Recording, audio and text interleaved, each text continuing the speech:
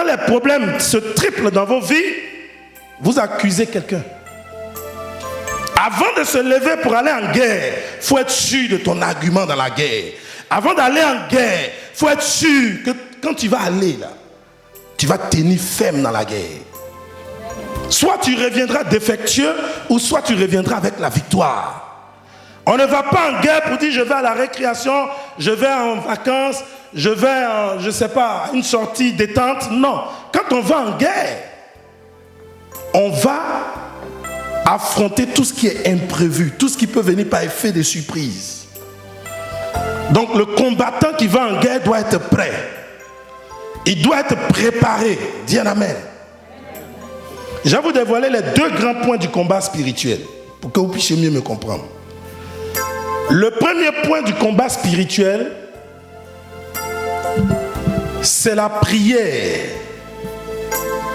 que la Bible appelle la prière défensive. Dis amen. Qu'est-ce que c'est que la prière défensive? Je vous ai dit tout à l'heure que quand vous devenez chrétien, vous marchez avec Dieu, donc ami de Dieu.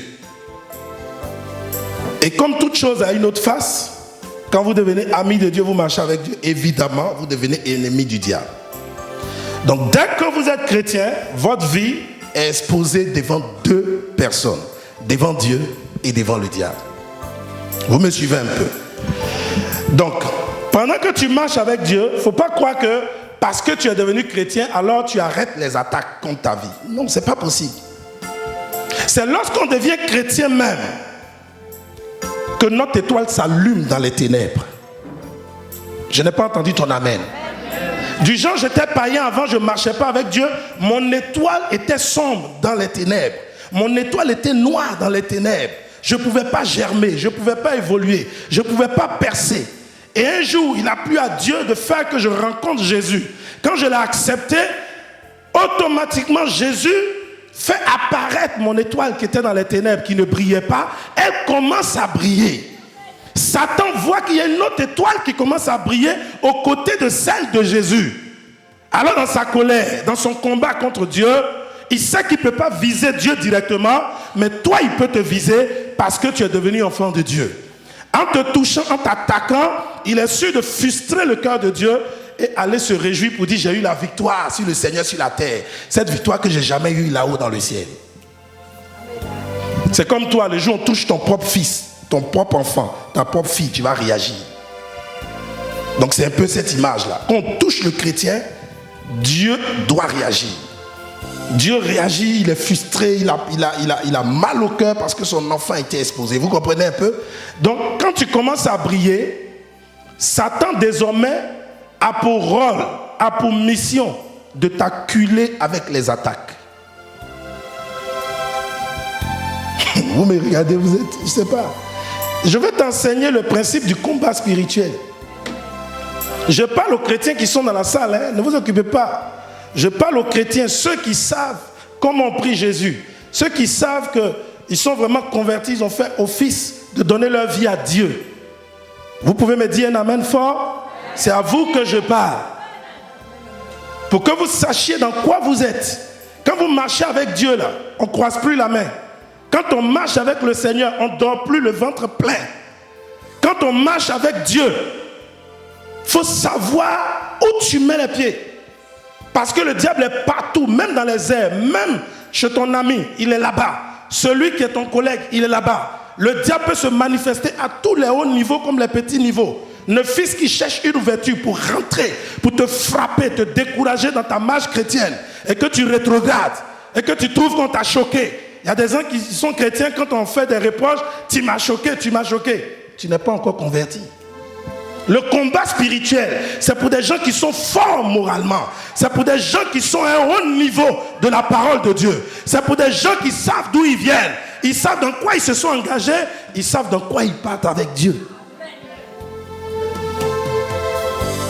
Je n'ai jamais vu quelqu'un qui est devenu chrétien et que l'ennemi n'a jamais voulu attaquer. Si tu es devenu chrétien, que tu n'as jamais connu une épreuve, tu n'as jamais été attaqué, remets en cause ta vie chrétienne. Mon ami, remets-la en cause. Parce que la vie chrétienne, C'est une très bonne vie, c'est une vie de salut, c'est une vie salutaire. Mais c'est une vie beaucoup exposée au danger. Il ne faut pas qu'on vous mente. Et le diable ne supporte pas ceux qui sont chrétiens. Les hommes de ce monde qui ont pactisé avec le diable ne supportent pas ceux qui sont chrétiens. Dis un amen. Quand tu es vraiment chrétien, on ne te supportera pas. Voilà pourquoi Jésus en son temps a dit: à cause de mon nom, vous serez haïs de tous. Jésus n'a pas dit: je vous envoie dans ce monde pour que vous soyez aimés. Il n'a pas dit: je vous envoie dans ce monde pour que les gens vous acclament. Il n'a pas dit: je vous envoie dans ce monde pour que les gens vous félicitent. Mais il dit: vous serez haïs, vous serez persécutés, vous serez livrés aux souffrances. Vous comprenez un peu? Donc l'enfant de Dieu doit comprendre que tout ça, c'est le combat spirituel. Et donc le diable qui va s'élever, les démons qui vont s'élever contre toi là, pour venir t'attaquer, les sorciers qui vont s'élever dans ta famille contre toi, pour venir t'attaquer, les mauvaises personnes autour de toi, qui font peut-être, qui ont un pouvoir mystique, ou bien quoi que ce soit, qui est diabolique, qui vont vouloir te déchoir dans ta sérénité de vie, qui vont vouloir vraiment faire des choses pour rentrer dans ta vie, pour la gâcher. La Bible dit: une fois que tu ressens des attaques, dans le combat spirituel, tu dois accéder au premier niveau de la prière du combat spirituel, qui est la prière défensive. Quand on t'attaque, tu ne dois pas croiser les mains. Quand on veut ton malheur, tu ne dois pas te taire. Quand on veut ta chute, tu dois répliquer. Lorsque les bombes viennent, tu dois aussi renvoyer les bombes à l'envoyeur. Voilà pourquoi quand tu vas à ta boîte aux lettres, et puis tu vois qu'il y a un courrier de malheur qui arrive, vois ça comme une attaque, parce que c'était un imprévu. Quelqu'un me suit un peu? Je vous donne des exemples pour que vous puissiez mieux comprendre la parole de Dieu. Vois ça comme un imprévu. Et au lieu de pleurnicher sur ton sort, parce que tu as reçu le courrier, par exemple, on dit: on va te rapatrier de ce pays. Tu as reçu le courrier, tu pleures, tu transpires. C'est que tu n'as pas compris le sens du combat spirituel. Le courrier est venu avec une mauvaise nouvelle. Mais toi, dans la prière défensive, tu peux changer le cours de cette mauvaise nouvelle. Tu peux changer le cours des choses. Dis un amen fort. Donc la prière défensive consiste à me défendre. Consiste à ce que toi, tu sois défendu. Dieu ne va jamais te défendre si tu ne fais pas la prière défensive. Dieu ne vient jamais à ta rescousse si toi-même tu n'es pas participant du combat spirituel. Si toi-même, tu ne participes pas par tes efforts, par la prière, par le sacrifice de soi, par le sacrifice de ton engagement personnel, si tu ne participes pas aux efforts qu'il y a à faire dans le combat spirituel, Dieu te regarde, parce que Dieu ne travaille pas avec les paresseux. Dieu ne bouge pas avec ceux qui dorment. Voilà pourquoi le Seigneur a dit: priez sans cesse, car vous ne connaissez ni le jour ni l'heure. À tout moment, vous devez faire les prières. Donc mon but ce soir du message, je veux que tu comprennes que Satan est rusé. Parce que la Bible dit: revêtez-vous de toutes les armes de Dieu afin de résister aux ruses de qui? Répondez-moi, aux ruses de qui? Dites-moi, quelqu'un qui est rusé là, est-ce qu'il vient vers vous avec son vrai visage? Répondez-moi. Tout ce qu'il y a dans nos vies, quand Satan veut détruire nos vies à tous les niveaux que ce soit, il ne vient jamais à visage découvert. Il faut que tu comprennes ça. Satan ne vient pas pour que tu dises: oui, c'est Satan qui est là, je dois le chasser. Satan ne vient pas pour que tu le reconnaisses au premier contact. Il vient avec malice, il vient avec ruse, il vient avec une autre identité. Satan vient de façon déguisée. Les événements qui arrivent sont déguisés. Les situations que tu vis sont déguisées. Le problème que tu traverses est déguisé. Tous les dangers que tu traverses sont des situations voilées. C'est des énigmes. Il faut pouvoir éclairer les choses pour que l'énigme ne soit plus mystérieuse pour toi et que tu aies réponse de cette énigme. Quelqu'un dit un amen avec moi. Satan ne vient pas pour dire: regarde, c'est moi ton adversaire. Voilà pourquoi au temps de Samson, quand l'ennemi a vu que Samson était plus fort que lui, les Philistins ont vu que Samson était trop fort, il y avait un Dieu avec Samson. Qu'est-ce qu'ils ont fait? Ils ont prévu un plan machiavélique, diabolique. Et ils disent, nous allons envoyer quelqu'un vers Samson. Samson était un guerrier. Normalement, celui qui devait venir devait être un guerrier. Mais ils n'ont pas amené de guerriers. Ils n'ont pas amené d'armée. Ils ont amené une femme belle comme une colombe, sainte comme un serpent. Et cette femme est venue dans la vie de Samson de façon déguisée, de façon voilée. Samson pensait que c'était la volonté de Dieu. Samson pensait que c'était le chemin du Seigneur. Il s'est laissé séduire.